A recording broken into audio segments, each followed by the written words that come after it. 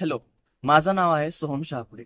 आज मी आणि माझे ग्रुप मेंबर्स तुमच्यासाठी घेऊन येत आहोत एक शॉर्ट स्टोरी.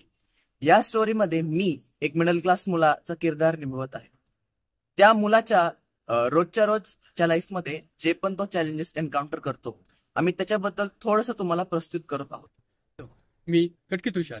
या शॉर्ट व्हिडिओमध्ये मी एक मित्राचं काय किरदार निभावलेलं आहे. तर आपल्या परिसरामध्ये खूप काही असे माणसं असतात की त्यांनी दुसऱ्यांकडे पाहून स्वतःला सॅड फील करतात. तर आम्ही या व्हिडिओच्या माध्यमातून आम्ही असा एक संदेश पसरवण्याचा आम्ही प्रयत्न करतो आहे की दुसऱ्यांकडे बघून सॅड फील न करावे. आपल्याकडे जे आहे तेच मौल्यवान समजून ठेवा. नमस्कार, माझं नाव पंकज भगत. मी या शॉर्ट व्हिडिओमध्ये मिडल क्लास मुलाच्या मित्राचा रोल निभावला आहे. माझं काम हे आहे की त्याला चांगलं समजून सांगायचं आहे आणि बरोबर मार्ग दाखवायचा आहे. नमस्कार, माझं नाव आयुष संदीप पाटील. मी आमच्या या शॉर्ट व्हिडिओमध्ये एक श्रीमंत मुलाचं पात्र निभावलेलं आहे.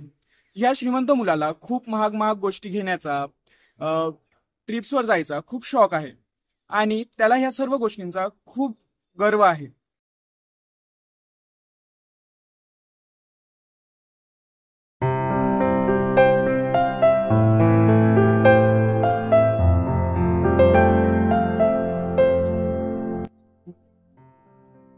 एकटा का बसला तो काय झालं, असं एकटा का बसलाय? असंच बस. काय झालं? काही झाले का? चेहरा पडल्यासारखा दिसतो. खूपच असं उदास. पण त्याला कोण काय बोललं का? असंच बसलंय. अरे काहीतरी झालंय, असं एकटा एकटा नाही बसत तू. नाही, मला असं वाटतं तुला कोण काहीतरी बोललंय.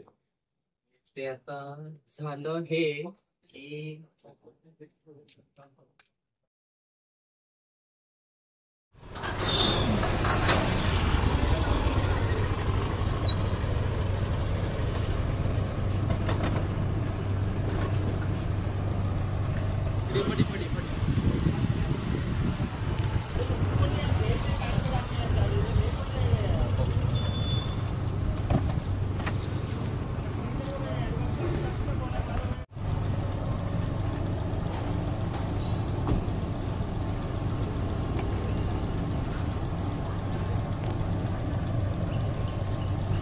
काय म्हणतो आयुष?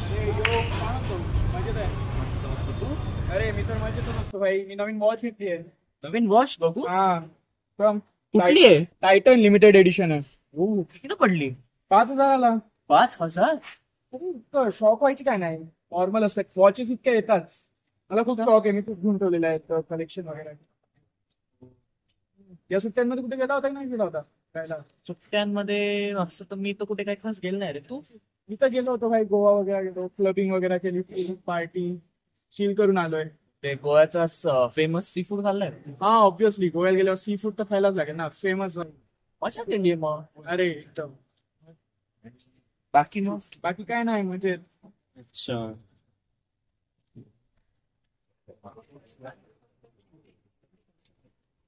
अच्छा, एवढंच ना? तू काय घेतो त्याच्या मनावर? त्याच्यासारखंच राहतो. सो नाही रे, पण कधी कधी वाटतं की माणसाला सुखानं जगण्यासाठी पैसे हे गरजेचेच नाही. ऐक सोहम, तू जे बोलतोय ना ते मी मान्य करतो. मला गरजा पूर्ण करायसाठी पैशांची गरज असते, पण इतकी पण नसते की तू जितका विचार करतो. कारण आपल्याला पैशापेक्षा पण जास्त मूल्यवान वस्तू आपल्याकडे आहे. म्हणजे आपली माहिती त्याच्याकडे मौल्यवान घडी असते तरी काय आपल्याकडे मौल्यवान टाइम आहे की आपण मित्रांसोबत टाइम स्पेंड करू शकतो. त्याच्याकडे मित्र आहेत का तसे? त्याच्याकडे मौल्यवान घडी असून काय झालं? तो शूज घालतो म्हणजे काय?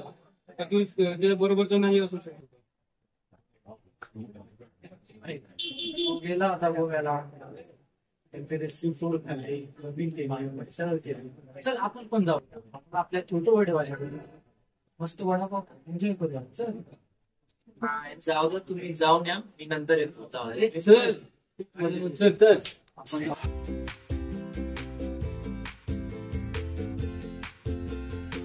परत कर, हे असं नसतं झालं. पैशांच्या गोष्टीमध्ये नाही यार. फोन कट करतो.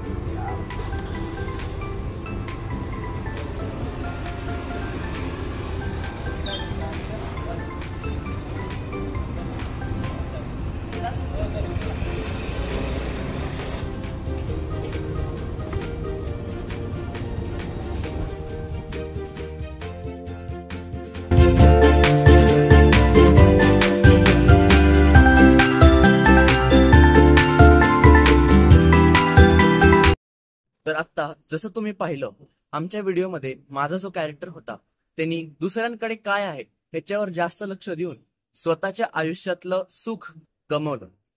तर आम्ही हेच तुम्हाला संदेश देत आहोत की तुमच्या डोक्यात भलेही दुसऱ्यांकडे जे आहे ते तुम्हाला जास्त अमूल्य वाटत असेल, पण तुमच्या मनात प्रेम हेच सगळ्यात अमूल्य असतं. तशा प्रकारे तुम्ही व्हिडिओमध्ये पाहिलं, खरा वेळ हाच सर्वात महागडा असतो. कोणासोबत वेळ घालवतो, कोणासाठी वेळ देतो, हे आपलं खरं इन्व्हेस्टमेंट आहे. पैसा परत मिळू शकतो, परत वस्तू विकत घेऊ शकता, पण गेलेला वेळ हा परत नाही मिळू शकत. म्हणूनच योग्य लोकांसोबत दिलेला वेळ हा जीवनातील सर्वात मौल्यवान ठेवा आहे. कधी कधी वडापावच्या 2 घासांमध्ये इतकी खरी मजा असते की ती 5 स्टार हॉटेलच्या डिनरपेक्षाही जास्त वाटते. कारण खरा आनंद हा पैशांमध्ये किंवा महागड्या गोष्टींमध्ये नसतो, तर तो आपल्या मनाच्या समाधानामध्ये दडलेला असतो. मैत्री, नाती ही आपण या जगामध्ये कमावू शकणारी सगळ्यात महत्वाची गोष्ट आहे.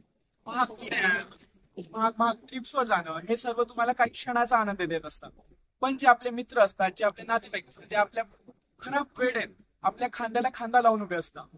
धन्यवाद.